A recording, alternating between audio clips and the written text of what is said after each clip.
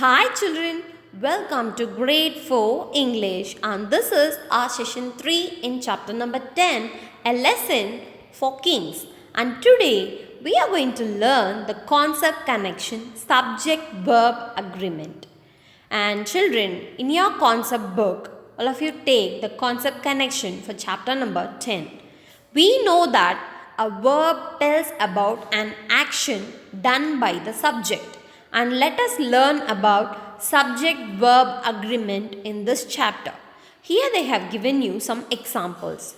I read a book. You read a book. She reads a book.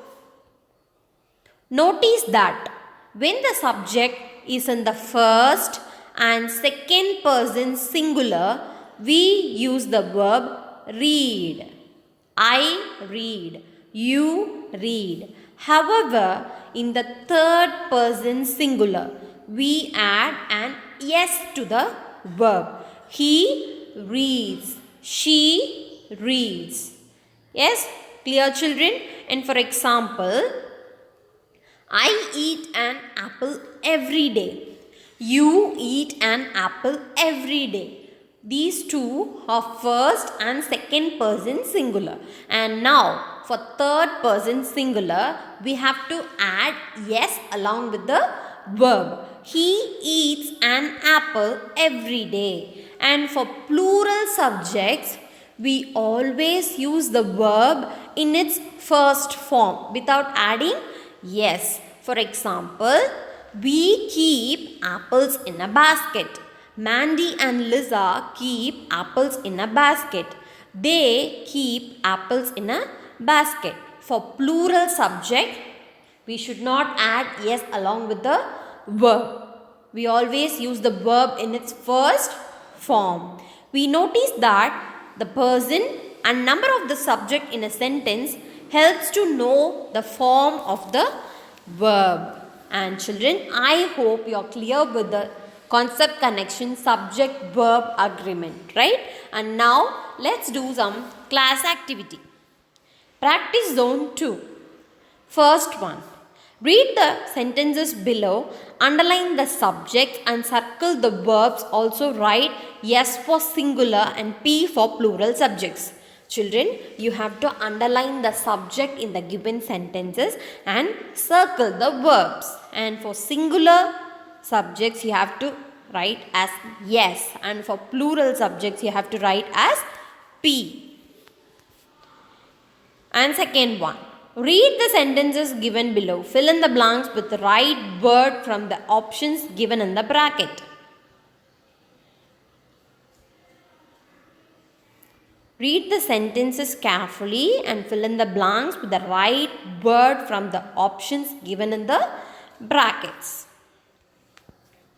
And children, I hope you are clear with both the concept connection and class activity we did today. And now let me tell you the home assignment for today's session. Read chapter number 10, a lesson for kings, concept connection, subject verb agreement thoroughly. And you have to answer question number 4. In the story, righteousness and equity are used to describe the character of King Brahmadatta.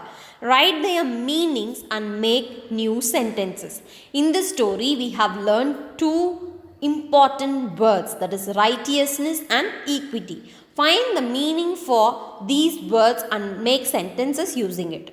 This is in your workbook, question number 4. And question number 5. King Brahmadatta gave judgments without partiality. Find lines from the story which tell us about this quality of the king.